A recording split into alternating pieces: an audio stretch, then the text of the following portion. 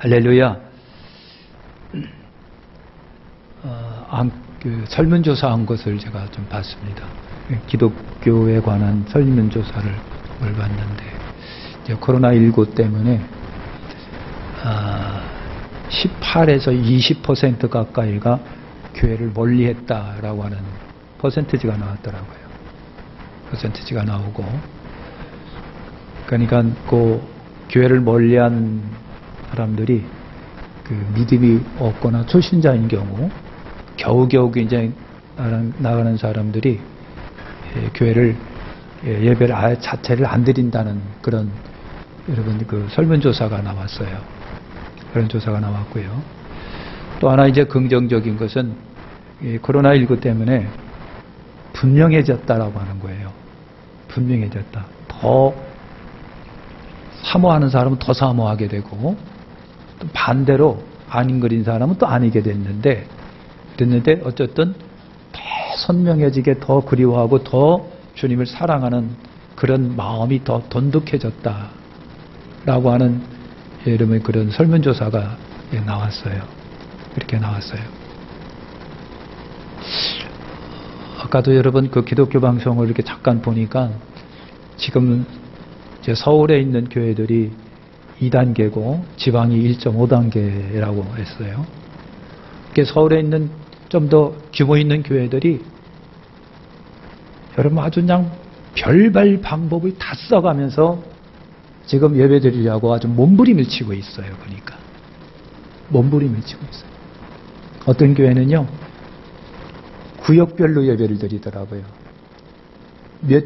무슨 구역 월요일 날 몇 시에, 나머지 무슨 구역은 화요일 날, 어떤 구역은 수요일 날, 목요일 날, 금요일 날, 토요일 날 찌개지고 분리시키고 아주 그냥 나눠갖고 그들을 불러다가 교회에서 예배를 드려요. 아주 몸부림이에요. 몸부림. 그런 걸 보면서 예배가 그렇게 소중하다. 예배가 소중해서 몸부림쳐가면서 없는 방법 짜내가면서 일주일 내내 풀가동하면서 그냥 어떻게든 모이려고 애쓰는 모습을 보고 마음이 울컥 그런 분위기였었어요. 감정이었었어요. 그래도 이렇게 해서라도 살아남으려고 그렇게 몸부림쳐가면서 모이려고 애쓰는구나. 그런 걸 봤습니다. 몸부림쳐가면서 어떻게든 교회 모이려고.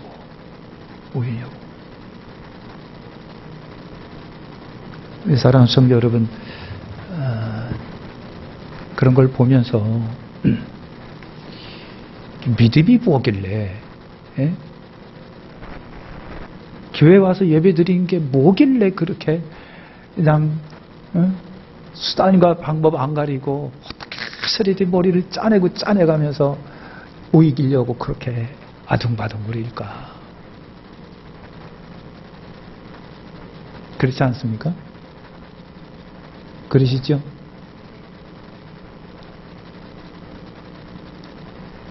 우리 한번 인사합시다. 당신은 참 대견한 사람입니다. 참 대견한 사람.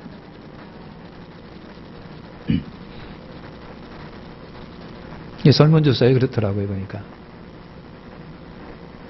믿음이 없고, 우리 식으로 말할게요. 성령이 그 속에서 역사하지 않는 사람들은 점차 교회 오는 것들이 발길이 그렇게 멀어지는 거예요. 멀어져가지고 담은 쌓고 그러는 거예요.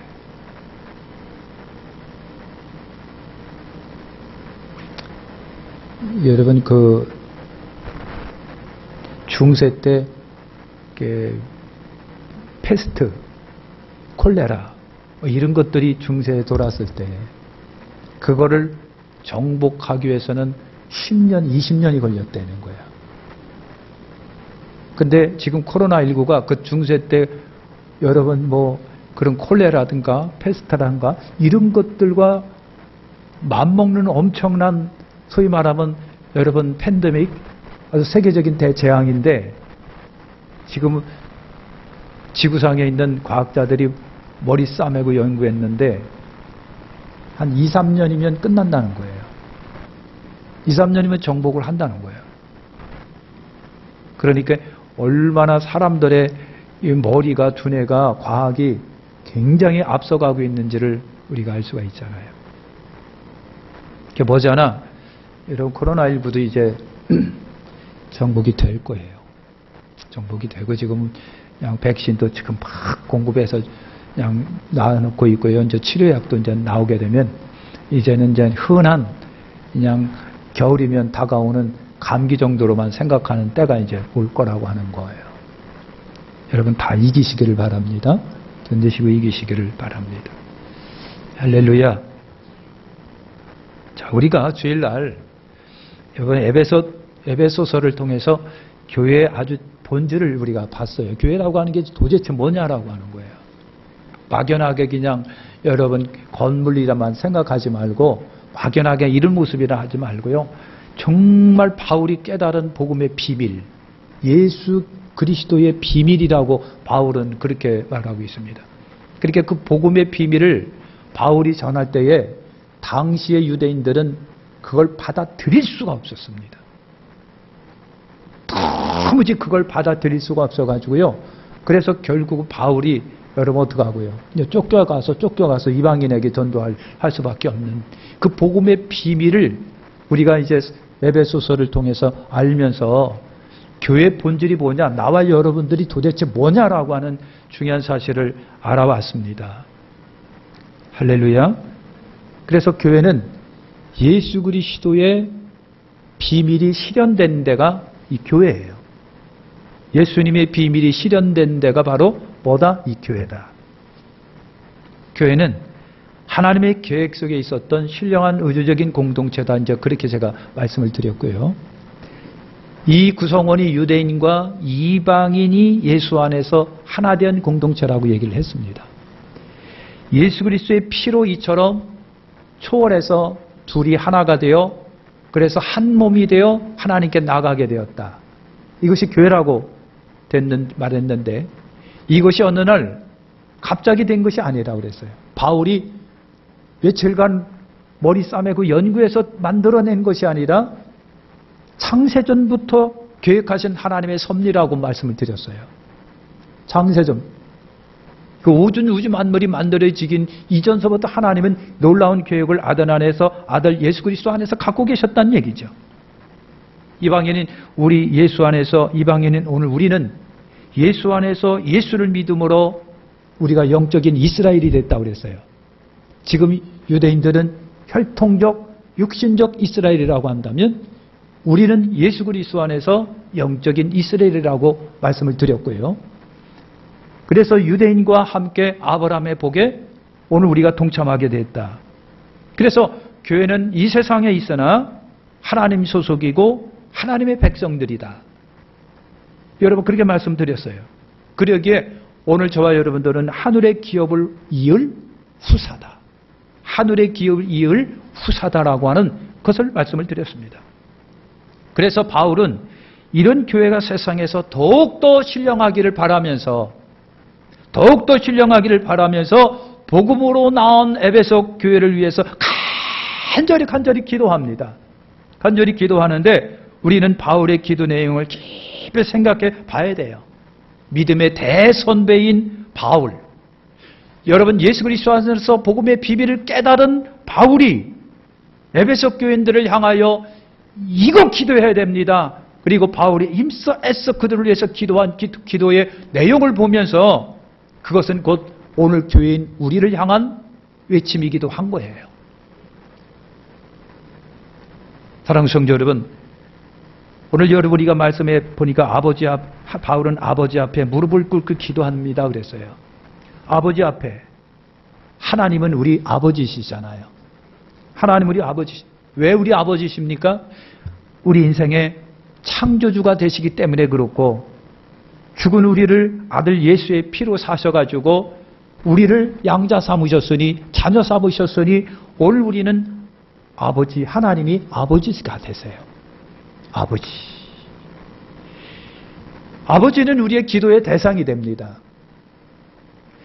전능하시고 들으시고 응답하시고 해결하시기 때문에 오늘 우리 아버지가 되시고 우리가 부르짖어 찾고 차지할 기도의 대상이 되시는 분이에요. 아버지가 그거예요. 여러분 듣지도 못하고 그 다음에 응답도 없고 해결도 못한다고 한다면 어떻게 우리가 우리의 기도의 대상이 되겠나요? 우리의 기도를 들으시고 우리 기도에 응답하시고 우리의 문제를 해결하신 분이기 때문에 아버지가 되시고 기도 응답이 되시고 기도의 대상이 되시는 거예요. 하나님 말이 우리의 기도를 들으시고 응답하시는 분이시다. 그래서 이 세상의 교회는요, 이 세상에 존재하는 역사적으로 존재했던 수많은 교회들은 하나님을 아버지로 모시고 아버지께 기도합니다. 아버지께 기도하는 거예요. 세상에는 기도의 대상이 굉장히 많아요. 그죠? 사람이 기도의 대상이 되고요. 돌이라든가 나무라든가 자연이라든가 태양이라든가 해, 달, 별 이런 것들 전부 다 사람들의 기도의 대상이 됩니다. 해한테 빌어요. 해야 우리한테 복 주라. 비가 안 오니까 해야 비 좀 내려줘라. 나무한테 돌한테 그렇게 짐승한테 그렇게 빌어요. 황제 숭배 같은 거 다 대부분 그래요. 살아있는 사람이 신이 돼가지고 황제 숭배해요. 어느 사람은요 자기 자신에게 기도하더라고요. 자기 신념한테 기도하고 자기 똑똑함에 기도하는지는 몰라도 자기 자신이에요. 어느 나라를 보면 인도인가 어디 나라 보면요 아이를 낳았어요. 여자아이를 낳았는데 그 여자아이가 신이라고 해가지고 그 앞에다가 사람들이 모아서 예물을 바치고 그 딸한테 또 자기 아버지가 절하면서 여러분 복을 빌어요. 덕 달라고 빌어요. 인도에 있는 모습이에요. 여러분 하찮은 쥐도 신이고 그 다음에 원숭이도 신이고 뱀도 신이고 인도에서는 여러분이 소가 길거리를 그냥 뻔뻔하게 돌아다니고 소가 가면요 사람이 피하고 자동차가 피하고 사람이 다 피해. 왜? 기가 신이기 때문에 그런 거예요. 여러분 이렇게 인간이 미물에게 복 달라고 여러분 기도하니까 천하의 어리석은 것이 인생이 되잖아요. 그것이 인생이에요. 우리는 반드시 하나님께 기도합니다. 그렇지 않으면 그것이 우상이 되는 거예요. 바울에게 하나님은 어떤 분이실까? 14절에 보니까요. 하늘과 땅에 있는 각 족속에게 이름을 주신 분 그랬습니다. 여러분 하늘과 땅은 전 우주를 말합니다. 그러니까 영계와 물질계를 포함한 것입니다. 이것이 하늘과 땅 그랬습니다. 그 다음에 각 족속에게 그랬는데 각 족속이란 민족, 혈통, 시족, 인생들을 말하는 거예요. 인생들을 말하고요. 그런 인생들에게 이름을 주신 분이라고 되어 있습니다. 이름을 주신 분이라고 하는 거예요. 각 하늘과 땅에 있는 각 족속에게 이름을 주신 분이라고 그랬는데 하나님은요. 영계나 물질계의 창조주가 되시고요. 그러기에 모든 족속의 근원이 되시고 모든 피조물에 의존할 뿐이라고 하는 거예요. 이름을 주셨다라고 하는 것은 그거예요. 내가 의지할 뿐. 내가 존재하고 태양이 존재하고 자연이 존재하는 근원이 되신 분이 하나님이시고 그렇기 때문에 그분을 의지하고 의존할 수밖에 없다고 하는 것이고요. 또 하나 이름을 주셨다라고 하는 것은 사명을 주셨다는 얘기도 돼요. 사명을 주셨다는 뜻이에요. 모든 피조물은 각자 역할과 사명이 여러분 있어요. 영계나 자연계나 하나님의 부여하신 할 일이 있다는 말입니다. 인간은 더욱더 사명적 존재라고 하는 거예요. 사명적 존재. 무의미하게 태어나서 살다가 가는 존재가 여러분 아니고요. 신이 주신 사명 따라 의미 있게 살아갈 수 있도록 창조물로 창조된 인간이라고 하는 거예요. 이것이 사명적 존재라고 하는 것을 말합니다. 우리 인간의 주인은 하나님이세요. 하나님은 인간의 주인이신 걸 기억하시길 바랍니다. 그러면서 무릎을 꿇을 수 있는 분이라고 바울은 말을 합니다. 기도의 자세를 보면요. 서서 하는 기도도 있고 엎드려 하는 기도도 있고 여러분 무릎을 꿇고 하는 기도도 있고 막 그래요. 예수님 당시 바리새인 서기관들은 여러 성전에서 두 손 들고 서서 빳빳하게 서서 이렇게 기도했고요. 그랬어요. 또 어느 경우에 보면은요. 그냥 땅바닥에 배를 쫙 깔고 하나님 앞에 그냥 울면서 기도하는 그런 스타일의 기도도 있더라고요. 여러분 그런 기도도 있고요. 또 오늘 우리처럼 무릎을 꿇고 기도하는 그런 기도도 있어요. 우리 예수님이 겟세마네 동산에서 머리를 무릎 속에 여러 번 집어넣고 기도했다고 그랬어요. 그러니까 이런 기도의 스타일들이 여러분 있습니다. 그런데 이 기도의 스타일은 어느 것이 더 중요하다, 어떻게 해야 된다라고 하는 그것보다도 자세는요, 나의 복종과 겸손의 표현이 되기도 합니다.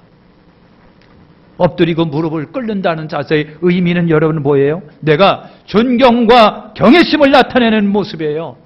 내가 진정 존경하고 경외심을 가져야 할 뿐, 무릎을 꿇고 내가 빌을 수밖에 없는 그분, 내가 존경과 경외심을 가져야 할 뿐이라고 하는 의미가 들어있어요. 그래서 바울이 무릎을 꿇고 비움나니 그랬습니다.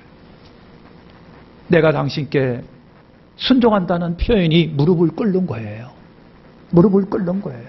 때로는요, 방바닥에 배를 쫙 깔고 뒹굴면서 땅바닥을 치면서 기도하는, 그거는요, 몸부림쳐 기도하는 그 기도는 하나님 날 살려주시고 내 문제 해결해 달라고 하는 애절의 간구가 표현되어 있습니다.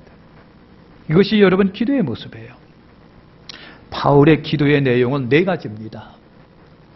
바울이 기도하는 기도의 내용 속에는 4가지가 있는데, 우리가 이 4가지 내용을 가만히 보면은요, 우리 교회가 취해야 할 영적인 지식들이 들어 있습니다. 교회가 무엇을 바라고 사모하고 취해야 할지를 보여주고 있는 거예요. 사랑하는 성도 여러분, 교회는요, 성경을 아무리 뒤져봐도 찾아봐도 물질 지향적이지 않습니다. 다 영적 지향입니다.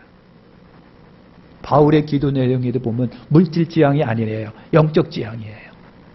그러니까 오늘 우리가 교회 다니면서 예수 믿으면서 여러분 물질 지향적이라고 한다면 조금 생각을 해봐야 돼요. 내 기도 전체가 물질 지향이라고 한다면 조금 생각을 해보자. 그것도 필요하기 때문에 하나님께 우리가 기도하지만, 그런데 여러분 바울의 기도를 하나만 보면 다 영적인 지향이에요. 여러분 아시기를 축원합니다. 그래서 교회는 물질 지향적 기도가 아니라 다 영적 지향의 기도들이다. 그러면 바울이 기도한 것이 뭐냐면, 첫째가 뭐냐면요, 교회는 성령으로 속사람이 강건케 되기를 바란다 그랬어요. 여러분 16절에 보니까 그의 성령으로 말미암아 너희 속사람을 능력으로 강건케 하시오며 그랬어요. 여러분 사람은 속사람과 겉사람이 있잖아요. 저도 그렇고 여러분들도 딱 그래요. 여러분 딱 볼 적에 보이지 않는 속사람이 있고 보이는 겉사람이 여러분 있게 마련해요. 그러면 속사람이라고 하는 것은요, 사람의 내적인 인격을 말하는 마음이에요. 마음이 어디 붙어 있는지 우리 몰라요. 근데 분명히 마음은 우리 속에 있어요. 그걸 속사람이라고 합니다. 내 인격의 여러분 주체가 되고 내 인격의 발로가 되는 마음이 속사람이에요. 그 다음에 겉사람이 있어요. 여러분 육체적인 본능적이고 욕구적인 거, 우리 육신을 말하라 합니다. 육신을 말해요. 그래서 이 육신이 강한 사람이 있는 반면에 영이 강한 사람이 있게 마련해요. 겉사람이 강한 사람이 있고 속사람이 강한 사람이 있어요. 신앙이 내가 가운데서 보니까 교회 다니면서 겉사람이 강한 사람이 있고 속사람이 강한 사람이 있는 거예요. 그런데 이 속사람 마음이요, 말씀과 성령으로 변화되어야 합니다. 이걸 우리는 뭐라고 그럽니까? 거듭난 사람이라고 그러잖아요. 믿건 안 믿건 속사람과 겉사람이 있는데, 오늘 우리가 예수 믿었다고 하는 것은요, 말씀과 믿음으로, 말씀과 성령으로 내 속사람 마음이 바꿔지고 변화되었어요. 그러니까 이것이 거듭난 사람. 그래서 오늘 저와 여러분들이 거듭난 사람인 이걸 믿으시기를 축원합니다. 예? 그래서 성령으로 거듭나지 아니하면 하나님 나라에 들어갈 수가 없어요. 천국을 상속을 이을 수가 없단 말이죠. 그래서 여러분 오늘 우리는요, 반드시 말씀과 성령으로 거듭나야 돼요. 할렐루야, 거듭나시기를 축원합니다. 그런데 여러분 이 바울은요, 이 거듭난 변화된 마음이 성령으로 강건케 돼야 된다고 말을 합니다. 육신이 운동을 많이 하면 강해져요. 그지요? 요즘에는요, 성경이 참 진리라고 하는 게 요즘에는 왜 이렇게 남녀노소 할 것 없이 자기 몸을 기르는지 모르겠어요. 응? 조각 같은 몸매. 자기 육신을 그렇게 길러요. 아름답게 꾸며요. 막 가꿔요.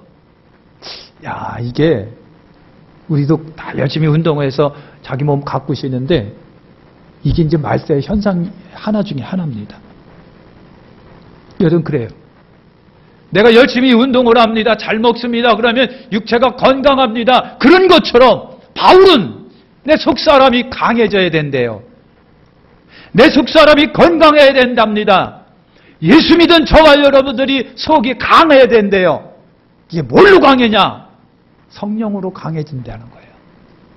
그래서 교회는요, 성령으로 말미암아 너희 속사람을 능력으로 강건케 하시며 그랬어요. 바울이 기도가 그래요. 여러분! 육신도 건강해야 되겠지만 당신들의 속사람이 강해야 됩니다. 그건 성령으로만 됩니다. 그랬어요. 강건케 된다라고 하는 것은요, 성장된다, 성숙하게 된다. 바울은 여러분 영에 속한 사람이라고 하는 표현을 합니다. 신령한 사람, 영에 속한 사람. 레벨이 있다고 한다면 육에 속한 사람, 그 조금 위에 있는 사람, 그 조금 위에 있는 사람, 중간에 있는 사람, 그 중간 위에 있는 사람, 그리고 영적인 사람, 신령한 사람이라고 볼 수가 있겠죠. 여러분, 성령만이 우리를 신령한 사람으로 만든다. 성령이 내 속사람을 강한 사람으로 만든다. 여러분, 그거예요. 성령님은요, 이 거듭난 사람의 마음 안에서 활동하시는 분이에요. 물론 육체를 강하게 하고 육체를 성령이 쓰시는 경우도 있어요. 하나님의 영이 삼손한테 역사하니까 삼손이 얼마나 힘이 빡세졌는지 몰라요. 그런데 정말 성령님인 거듭난 내 마음속에서 역사하시는 분이에요. 할렐루야. 그렇게 역사했어요. 그러니까 여러분, 성령님이 우리 마음에 충만하면 마음이 강해진다. 내 속사람이 강해진다. 충만하다고 하는 것은요, 성령님이 내 마음을 다스린다, 지배한다, 그런 거예요. 내가 성령께 내드리니까 성령님의 생각을 하고 성령의 인도함을 받고 성령의 역사가 일어나고 성령의 역사가 강하게 나를 통해서 나타나고 신령해지고 믿음의 사람이 되고 그런 거예요. 그러니까 성령으로 충만하면요, 어떻습니까? 어떤 일이 일어날까?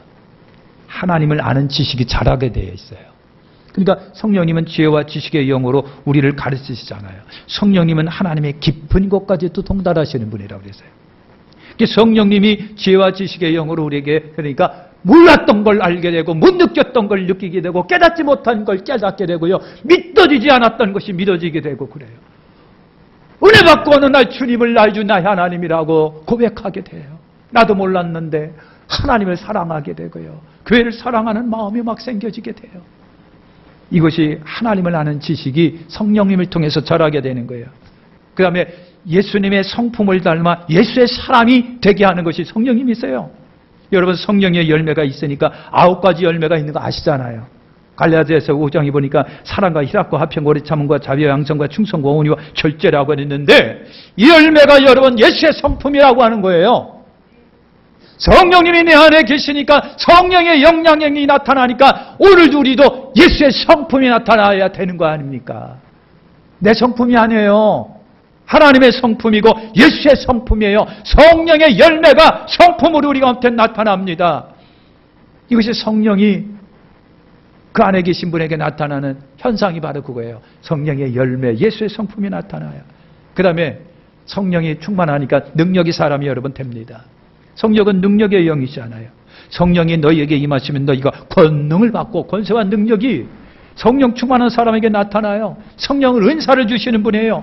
지혜의 은사, 지식의 은사, 믿음의 은사, 신유의 은사, 능력의 은사, 여러분 예언의 은사, 영분별의 은사, 방언의 은사가 여러분 나타나요.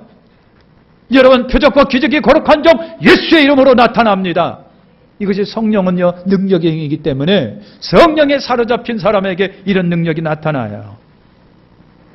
성령은요, 생각나고 깨닫게 하시는 분이 됐어요. 스승님이에요, 우리 스승님. 그래서 소망의 성령이 깨닫게 하고 생각나고 가르쳐 주시고 알게 하시니까 이해가 안 됐던 것이 이해가 됩니다. 고백을 못했는데 어느 날 갑자기 입이 툭 터지면서 막 고백을 하기 시작합니다. 주님이 사랑하게 되고 성도를 사랑하게 되고 교회를 사랑하게 되는 마음이 막 일어나게 되는 거예요. 소망의 사람이 돼요.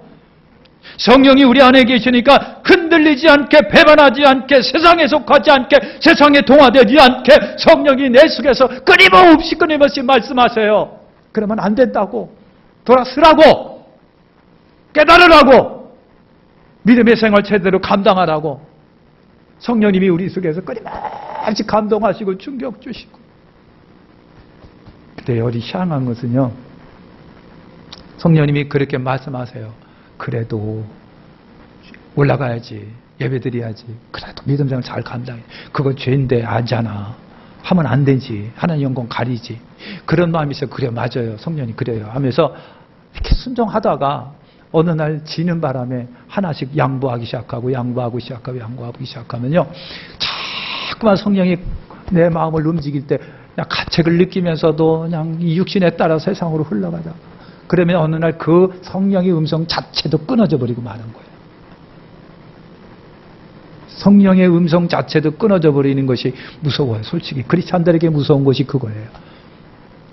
그러니까요, 한 번 빠지고 두 번 빠지고 계속 회를 담쓰다 보니까 별거 아니네 뭐, 아직 거 뭐예요.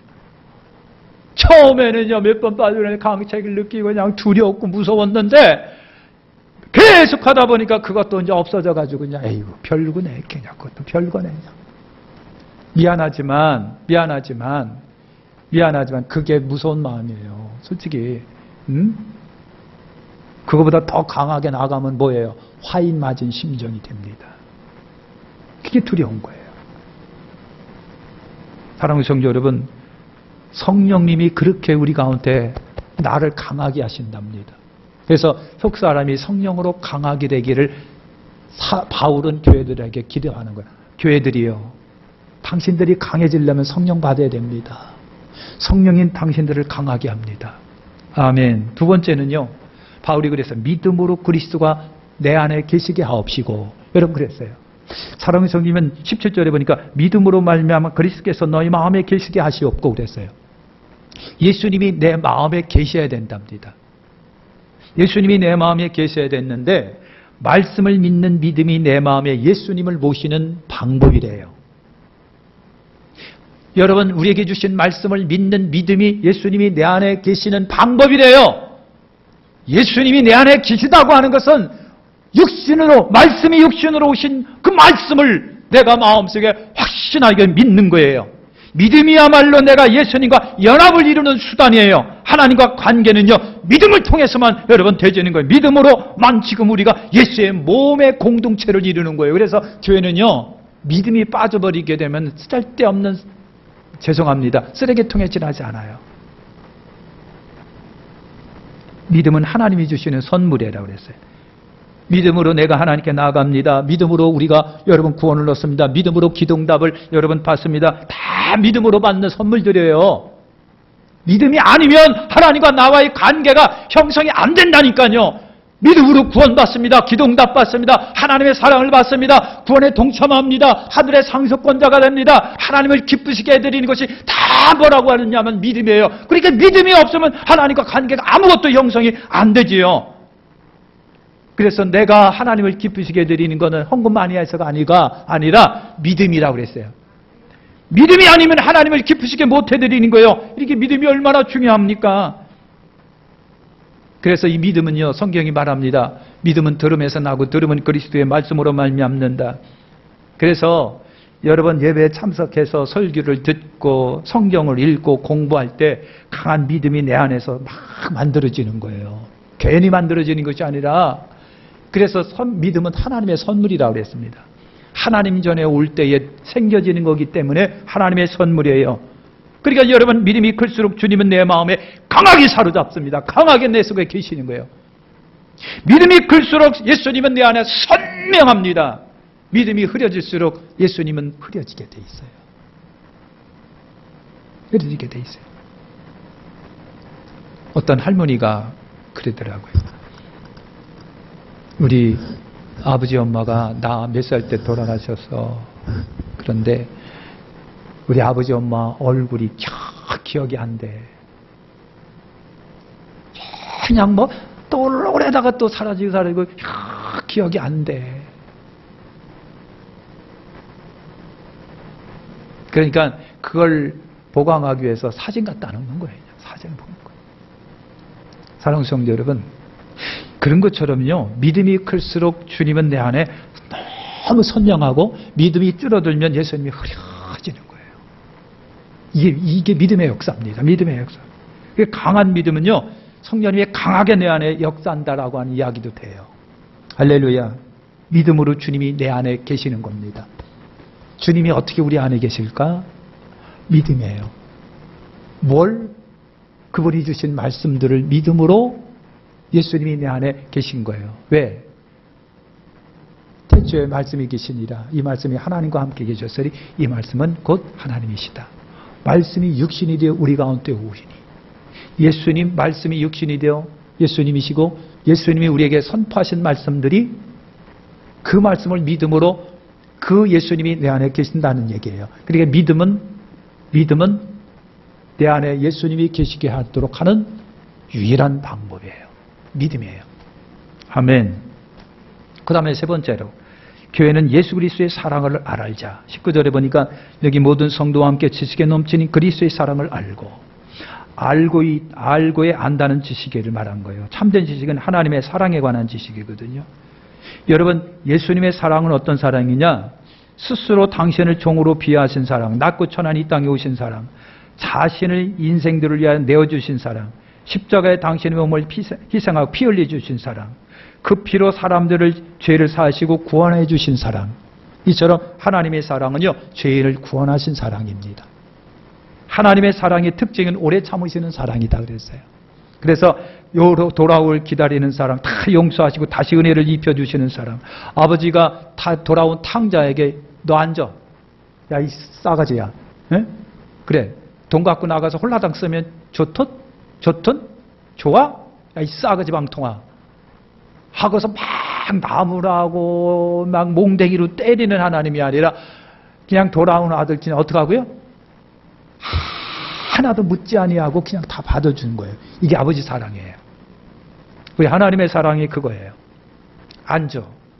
네가 한 죄를 알렸다 하면서 몽둥이 들어가고 막 좁혀는 게 아니라 아무것도 기억하지 아니하시고 그냥 다 잊고 그냥 그대로 받아주고, 죽었던 아들 돌아왔다 감사하다 해서 옷 입혀주고 재산 물려주는 게 이게 아버지 사랑이에요. 이게 오래 참으시는 사랑이에요. 아버지 사랑이 그거예요. 교회는 바로 이 사랑 위에 세워진 거예요. 그래서 교회는 이 사랑을 실천해야만 되는 데가 이 교회입니다. 할렐루야. 마지막 네 번째는요, 교회는요, 하나님의 충만으로 충만해라. 하나님의 모든 충만하신 것으로 너에게 충만하시기를 구하노라 그랬어요. 하나님의 충만한 데가 교회다. 그런 말이에요. 교회는 하나님의 충만함이 충만한 곳. 도대체 무엇으로 충만해야 되느냐고요. 무엇으로 충만하라고 하는 얘기. 교회가 충만할 것이 뭐냐? 간단합니다. 예수로 충만하는 것이 하나님의 충만이에요. 교회가 충만한 것은 예수 그리스도. 예수는 말씀이 육신이 되어 오신 하나님, 예수 그리스도 안에 모든 지혜와 지식의 보화가 감춰져 있고 예수로 충만하면 하나님으로 충만한다. 그래서 여러분, 교회는요, 예수로 충만, 말씀으로 충만, 은혜로 충만, 사랑으로 충만, 하늘 소망으로 충만. 이것이 하나님의 충만이에요. 예수로 충만함이 하나님의 충만이에요. 우리 어려서 여러분, 예수로 충만, 말씀으로 충만, 믿음으로 충만, 은혜로 충만, 소망으로 가득 차고 충만, 성령 충만, 이것이 하나님의 충만이에요. 중요한 것은 하나님의 충만으로 충만한 데가 교회인데, 하나님의 충만한 예수로 충만합니다. 예수 안에는 모든 지혜와 지식의 보화가 감춰져 있는 거예요. 그래서 교회는요, 뭘 하더라도 예수로 충만해요. 뭘 하더라도 예수로 충만. 기도하겠습니다. 아버지 감사합니다.